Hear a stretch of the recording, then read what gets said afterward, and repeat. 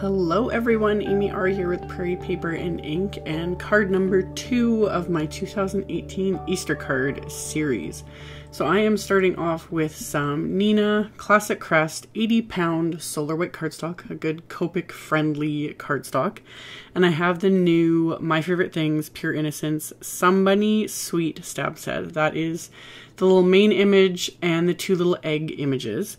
And then I pulled out this older Pure Innocence set. This is the Spring Friends stamp set. There's a little bunny and a little chick and a little butterfly in that set. And I was like, oh, the little bunny goes perfectly with the one she's holding. So I decided to pull those out and I'm going to ink everything up at the same time. I'm using my mini MISTI here. So I can ink up these images with MFT's Extreme Black ink, because this is also a Copic friendly ink because I'm planning on coloring all of these in with Copic markers. So I stamped all the images and then I ended up stamping the egg images multiple times so that I had extras to create my little scene. And now I'm going to go in and do some Copic coloring. So basically my typical kind of go-to colors for everything. Before I had started with her skin, I used BV20, which is just a really pale kind of purple color. It's a good one for adding shadows. You have to be kind of careful with it because if you are heavy-handed with that color, it ends up looking more like bruising than shadows. But I like adding it because it does give just that extra little something to the shaded areas. And then I'm just doing my typical darkest to lightest with Copic markers because that's what I've been doing the last couple of years most of the time and I quite enjoy it. So these ones I do, this is kind of my typical Caucasian skin tone coloring when I'm not really wanting to branch out and try different colors. Sometimes I do, sometimes it just kind of depends on my mood and how much time I have. So this time I stuck with my kind of typical. So I always do the skin first and then I start going in with her hair, and her hair I want to do a light yellow, and I decided to use that yellow as well on like the egg images just to keep things a little more simple. So I used 3 different shades of light yellows for her hair and then colored in the eggs, and again darkest to lightest just to blend everything together, and I used those yellows on that little chick as well. And then I had forgot to add the pink to her cheeks, my, go-to R20, pink cheek color. So after I'd done that, I'm going to color the little bunnies, and I just added some grays to the bunnies, kind of keeping it more white than gray. And I also did the same to her socks, but just trying to have a little bit of a layer hand on the socks, as well as this egg. I only used the C2, the C0, and the 0 on the egg, because I didn't want it to be like gray per se, but just have that little bit of shading. So just working my way to the lightest, and when I'm usually using very light colors, especially grays, I use my colorless blender at the end to really just kind of blend everything out and soften it a little bit. So I did that, and I forgot to finish her little socks. Then I'm going to go back in, finish her socks, and then move on to the next color. And I'm leaving her dress blank for the most part because I did want to paper piece it. So I'm going to finish that off at the end. So I'm just going to go along, and I picked out some just like light pale colors that kind of match the papers I'm planning on using, as well as they're just nice, light spring colors. And I'm keeping the coloring simple and only using 2 colors instead of, 3+ for any blending or anything like that. Mostly because they're such small little areas, like on these eggs, etc. I just didn't feel the need to go overboard and add, a ton of blending or anything like that. I just wanted to get the color down, and these were just quick and easy and fun. So I went in and used that same BV20 that I used in the beginning for the shading on the skin, and then just added BV01 to kind of blend things out and give a little bit more of a purple shade, since that's the color I ended up deciding to do her dress in. So after I was done all of the coloring, I added a little bit of dark gray to the bottom of her shoes. I did some little pinks on the remaining little bits left over on those decorated Easter eggs. And then I added a tiny bit of light gray to the white areas of her dress. And then I am using the ITSTY Polka Dots Pastels 6x6 paper pack. And I'm going to stamp the dress area of this image onto it with that extreme black ink. And then I'm going to trim out the areas of her dress with my detail cutting scissors here. And everything's still just kind of sped up, but it's very simple. I like paper piecing with the Pure Innocence images because more often than not, they're simple enough to do. It gives it that extra something, but it's not too much detail cutting. So I had to cut like the bottom area of her dress, that top part of her sleeve on the right, And then this was the most kind of intricate cutting, but it still wasn't too difficult, is this area where the left sleeve is and the kind of center of her dress right above the bunny. So I've got all 3 pieces, and then I'm going to take my Memento Tuxedo black marker, and I just very lightly run that around the edges of the pattern paper. It covers up that little bit of white paper that's kind of exposed and makes things look a little bit more seamless. So I just quickly coat it with that. And I'm going to adhere this in place, and today I'm just using some Collage medium. I personally have, like I've said it in a previous video, I find these to be very similar to the multimedia matte adhesive, so for me it's kind of interchangeable, but I do know some people feel like the Collage medium is a little bit thinner and spreads a little bit easier and comes out easier out of the applicator bottle. So far I find them both to be very similar, so kind of to each their own. But I adhered everything in place, and then I used those gray Copic markers to add some shading to the pattern paper on her dress. That really makes everything kind of blend in together. And then as a final little bit, I took my white gel pen and started adding highlights to the images and to the eggs and whatnot. And it just gave it that extra something.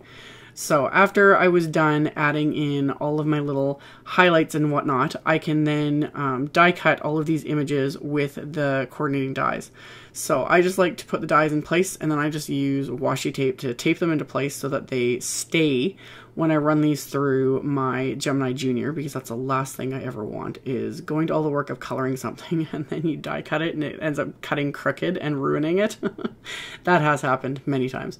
So I am generous with my little bits of washi tape and just tape everything into place so that I can flip these over and run them through my machine, and then I'll die cut the eggs with, multiple times with the coordinating dies. And then to create my actual little scene, I am using the new Elegant Rectangles wafer dies, and I die cut some of the green pattern paper with one of the dies.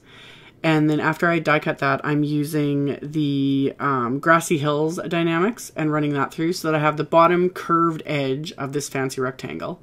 And then I die cut 2 pieces, like just from the top and the bottom, with the Grassy Hills Die-Namics. So I've got a fun little like grassy edge here. So I kind of figured out how I wanted this, and then just used the dies on each end of this so that I didn't have to keep die cutting with that fancy or elegant rectangle stacks. So I got those 2 pieces die cut, and then I'm going to, before I adhere them to the white piece of cardstock, I die cut some more of that Neenah Solar White cardstock with that same elegant rectangle die.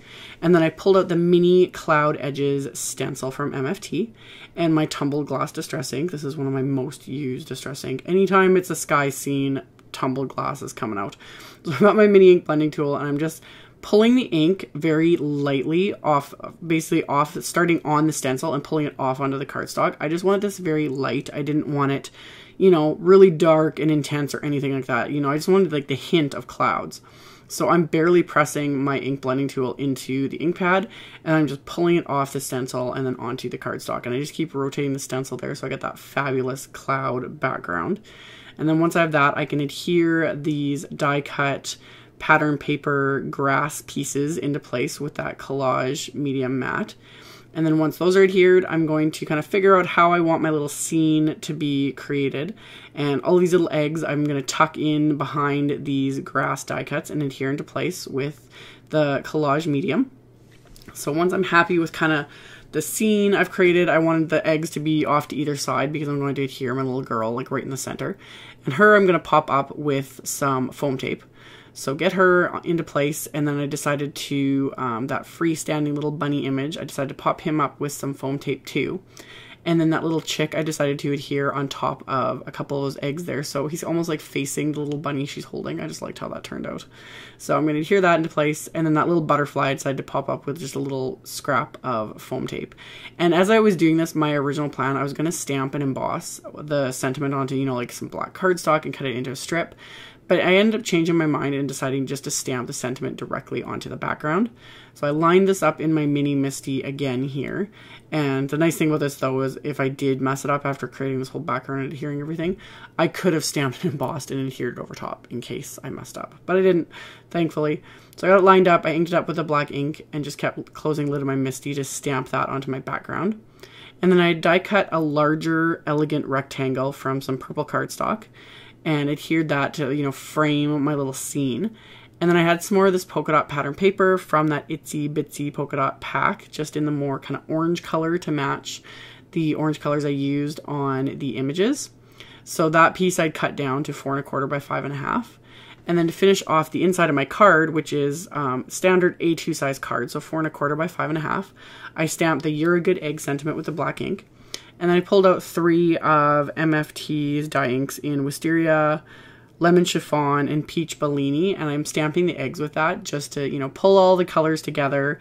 And I just thought it would be cute to have the eggs on the inside with that sentiment. So I just inked them up in the different colors, kind of stamped them around the sentiment, stamped them on the bottom of the card there. And now I'm going to adhere my card front to my card base. And I had cut that pattern paper so that it will cover the entire front of this card. And I was going to leave it here, but I wanted to add one just little embellishment, but nothing too crazy. So I pulled out some Pretty Pink Posh marshmallow sequins in 4mm and the 6mm sizes. I thought these would be cute little embellishment, but they're not too, you know, sparkly or, you know, distracting or anything like that. So I kind of sprinkled those on my background, and I'm just going to adhere them in place with that collage medium and just picking everything up with my crystal katana, putting down a dollop of the adhesive and then pressing the sequin into place. And then once these are all adhered, that is going to finish off my card for today. So as always, I will have a link below the video to my blog post. I'll have a link to all the supplies used. You can check that out below if you are interested. So thank you all so much for watching and subscribing and thumbs upping and commenting on my videos. I really appreciate the support, and I will see you all very soon in the next video. Bye!